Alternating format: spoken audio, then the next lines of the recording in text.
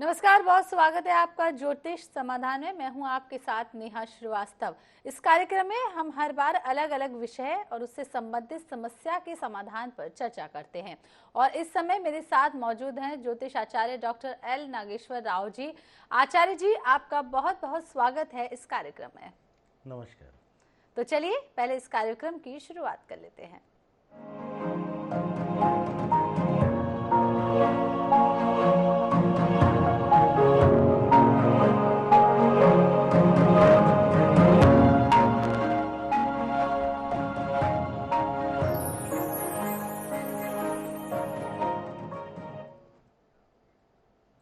आज का हमारा विषय है जन्म पत्रिका में सूर्य ग्रहण का पितृदोष से संबंध।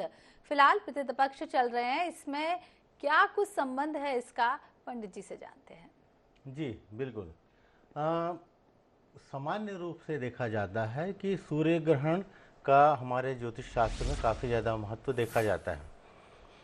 और ऐसा भी देखा जाता है ज्योतिष शास्त्र में कि सूर्य का हमारे पितरों से बड़ा गहरा संबंध है।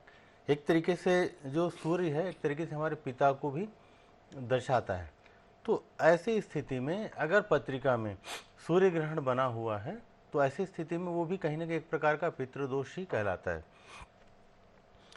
इसके अलग अलग प्रभाव हो सकते हैं, जीवन के अलग अलग क्षेत्रों पर इसका प्रभाव हमको देखने को मिलता है। लेकिन चूंकि ये पितृपक्ष से भी कहीं ना कहीं जुड़ा हुआ है, तो ऐसे स्थिति में अगर हम इस श्राद्ध पर्व में इसका भी उपाय करेंगे तो हमें काफ़ी ज़्यादा लाभ देखने को मिलेगा। वैसे तो देखिए, सूर्य ग्रहण हमारा जो ज्योतिष शास्त्र में 12 राशि बनाया गया है, हर राशि में इसका अलग अलग प्रभाव देखने को मिलता है। ग्रहण मतलब सूर्य का राहु या केतु के साथ में रहना।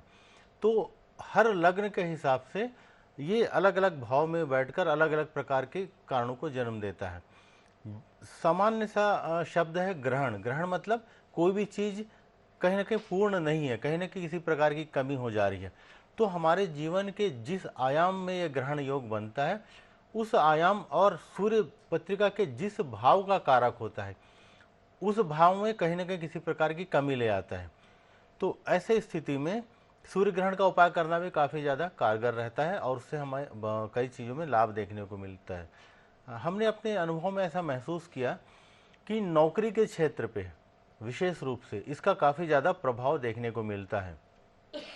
अगर किसी जातक की पत्रिका में सूर्य ग्रहण बना हुआ है और सूर्य या तो नीच का है या तो ग्रहण बना हुआ है, केंद्रस्थ नहीं है, तो नौकरी के क्षेत्र पे शासकीय सेवा में इन्हें काफ़ी दिक्कत देखने को मिलता है, या तो फिर ये लोग प्राइवेट सेक्टर में काम कर सकते हैं।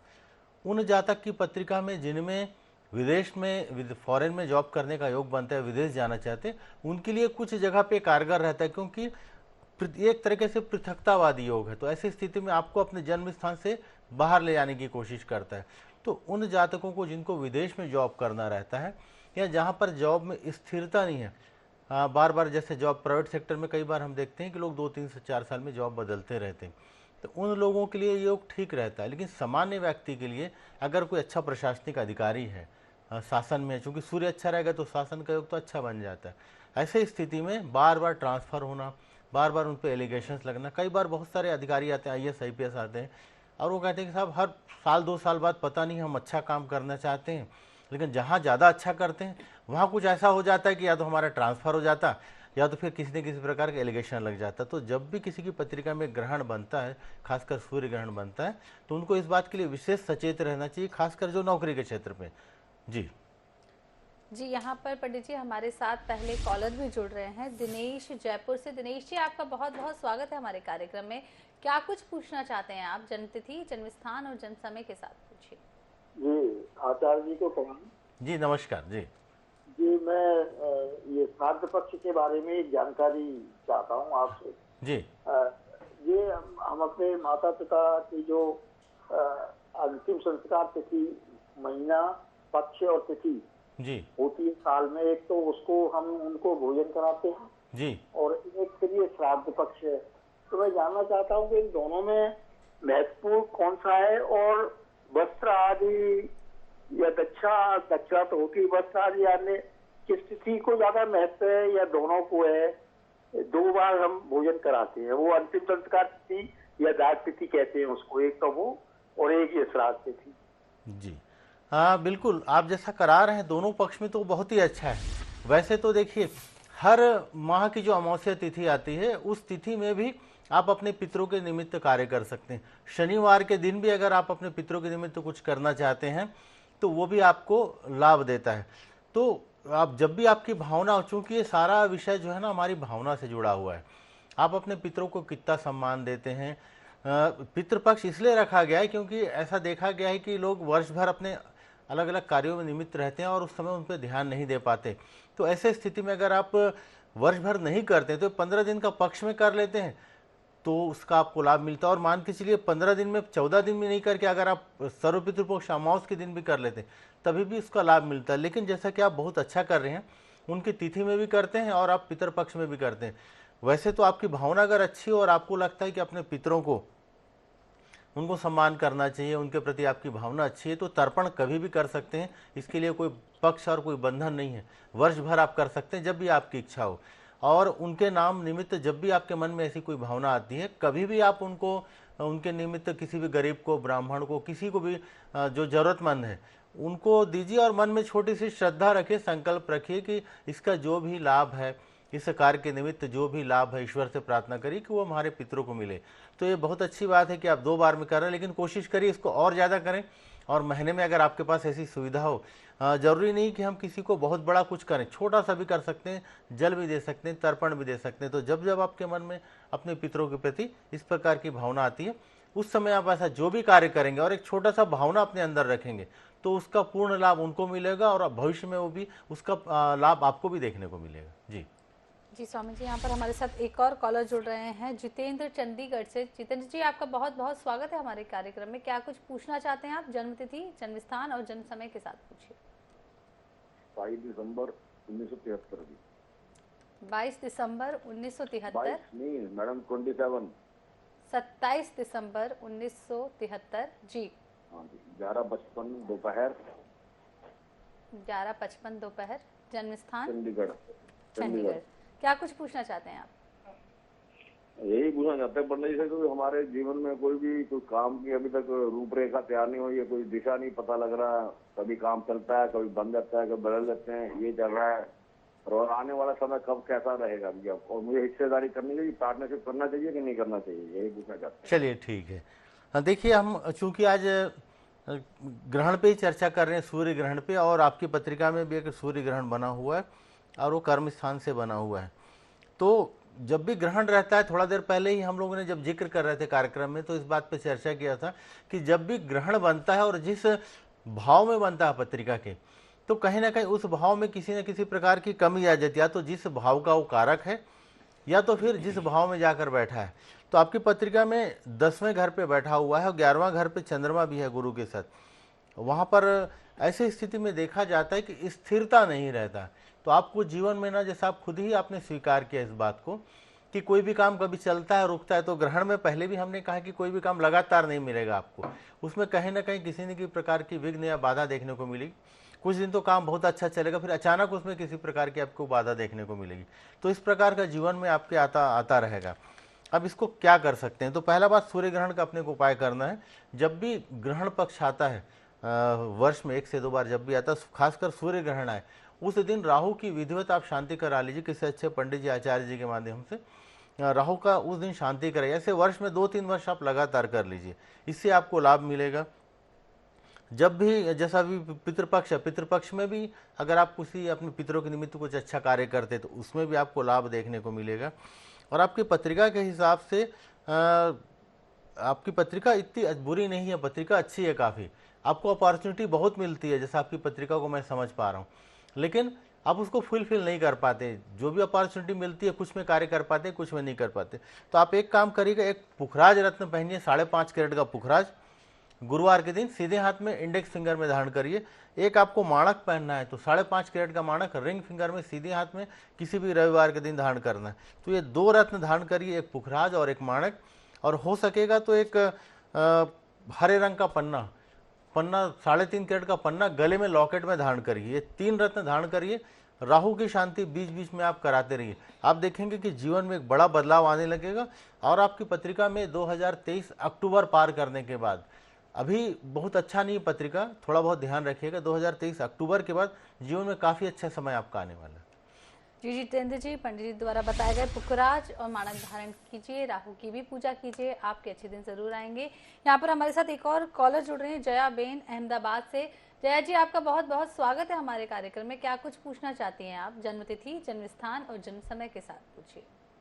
मैं मेरे बेटे के बारे में पूछना चाहती हूँ। मेरे बेटे की जन्म तारीख है 28/3/1994 जी। शाम को 9:05 अहमदाबाद। उसकी शादी में थोड़ी सी सगाई हो गई है, पर वो है ना, कमाता भी अच्छा है, पर वो पैसे की टिकाई नहीं हो रही है, खर्चे बढ़ रहे हैं और शादी में भी विलम्ब हो रहा है। चलिए ठीक है, शादी का चिंता मत करिए। आज से 4 महीने के बाद 2022 नवंबर या दिसंबर पार करने के बाद 70 से 80% संभावना है कि 2023 में आपके बेटे की शादी हो जाएगी। इस बात में इस प्रकार का संकेत था कि सगाई हो जाएगा, लेकिन शादी नहीं होने का संकेत आपकी पत्रिका में बहुत स्पष्ट दिखाई दे रहा था, इसलिए विलंब हो गया है। तो थोड़ा सा इंतजार करिए, 23 में शादी हो जाएगा। थोड़ा सा 1-2 ग्रहों का उपाय आपको करना होगा। एक तो कुटुंब के स्थान पर राहु बैठा हुआ है और 7वें भाव पर शनि की भी दृष्टि है, तो ये ग्रह विलंब कराते हैं किसी भी कार्य को। तो राहु और शनि की एक बार आप शांति करवा लीजिए, तो आप देखेंगे कि शादी तो हो जाएगा। दूसरा, आपने कहा कमाता बहुत है, बचता नहीं है। तो पत्रिका में जो धन स्थान है वहाँ पर राहु बैठा हो, तो इसमें पैसे का फ्लो थोड़ा सा रुक रुक कर आता है। या तो जो भी बेटा कमा रहा होगा उसमें कहीं ना कहीं बचत आपको दिख नहीं रहा है, क्योंकि 11वां घर में प्रत्यक्ष रूप से कोई भी ग्रह नहीं है। इसके लिए कुछ जो दीपावली का पर्व आता है, जब दीपावली का पर्व आएगा तो हम, अगर हमारे कार्यक्रम आप रेगुलर देखें शुक्रवार और शनिवार को ज्योतिष समाधान, तो दीपावली के पहले कुछ विशेष उपाय हम बताते हैं, या फिर वहाँ किसी अच्छे पंडित जी, आचार्य जी के माध्यम से धनदायक प्रयोग आपको करना होगा। ये प्रयोग दीपावली के रात या तो धनतेरस के रात किया जाता है। इस प्रकार का धनदायक प्रयोग करना होगा और वर्ष भर उसको बीच बीच में करते रहना होता है। तो इस प्रकार का जब प्रयोग करेंगे तो वहाँ से धन आपका रुकने लगेगा, क्योंकि पत्रिका में धन रुकने का कोई विशेष रास्ता नहीं दिखाई देता है। फिर भी आपको 1-2 उपाय मैं बताता हूँ, इनका आप पालन करिए। इस पत्रिका के हिसाब से राहु और शनि की एक बार आप शांति करा लीजिए, और आपके बेटे को एक शुक्र का रत्न जरकौन 5.5 कैरेट का जरकौन सीधे हाथ में आपका अनामिका में अनामिका में रिंग फिंगर में 5.5 कैरेट का जरकौन आपको धारण कराना है, और छोटी उंगली जो लिटिल फिंगर उसमें 3.5 कैरेट का पन्ना, ये 2 रत्न आप धारण कराइए, राहु की शांति करा लीजिए। निश्चित तौर पे मैं कह सकता हूं कि नवंबर या दिसंबर 2022 के बाद आपके बेटे की शादी 2023 में निश्चित तौर पे हो जाएगी। जी, 2023 में जया जी आपके बेटे की शादी निश्चित तौर पर होगी। पंडित जी, ये भी जान लेते हैं, जब सूर्य ग्रहण पत्रिका में आता है तो इसका दुष्परिणाम क्या होता है? बिल्कुल, ये पत्रिका के जिस भाव में रहता है या जिस भाव का ये कारक होता है, उन दोनों को प्रभावित करता है। अगर ये पत्रिका में मान के चलिए कि कुटुंब के घर पे ग्रहण बन गया, तब क्या होगा कि परिवार में छोटी छोटी बातों को लेकर आपस में काफ़ी ज़्यादा दिक्कत आपको देखने को मिलेगा। आपस में सामंजस्य का दिक्कत रहेगा। वाणी से संबंधित ही, अगर पत्रिका में दूसरा घर प्रभावित और बुध भी प्रभावित है तो वाणी से संबंधित भी दिक्कत देखने को मिलता है। इसी प्रकार से अगर ये कर्म स्थान पे हो गया या कर्म स्थान पे हो गया, तो उस स्थिति में एक कार्य आपका टिकेगा नहीं, मतलब कार्य क्षेत्र में बार बार बदलाव आपको देखने को मिलेगा। अगर 11वां घर पे हो गया, एकादश भाव में हो गया, तब ऐसी स्थिति में क्या होगा, आमदनी ठीक से नहीं होगा। मतलब आप काम तो खूब करेंगे, आपने किसी प्रकार का काम ले लिया, लेकिन क्या होगा, आपका पेमेंट जो है वो रुक रुक कर आएगा। कई बार बहुत सारे लोग ऐसे आते हैं कि कहते हैं पंडित जी, जिनका भी हम काम करते हैं पैसा कोई एक बार में देता ही नहीं है, वो इतना रुला रुला के पैसा देता है कि जो पैसा कमाया उसका महत्व ही खत्म हो जाता है। तो एकादश भाव में रहेगा तो पैसा रुक रुक कर आएगा। अब अगर मान के चलिए संतान के भाव में बैठ गया, तब क्या होगा कि संतान होने में विलंब होगा, खासकर अगर सूर्य केतु के साथ है और पंचम भाव में है। तो ऐसे स्थिति में एबॉर्शन के योग बहुत ज़्यादा बनते हैं। अगर किसी महिला की पत्रिका में है और वहाँ पर केतु का प्रभाव ज़्यादा है तो विच्छेदकारी ग्रह वो कटता है, तो कई बार संतान, कई बार एबॉर्शन देखने को मिलता है।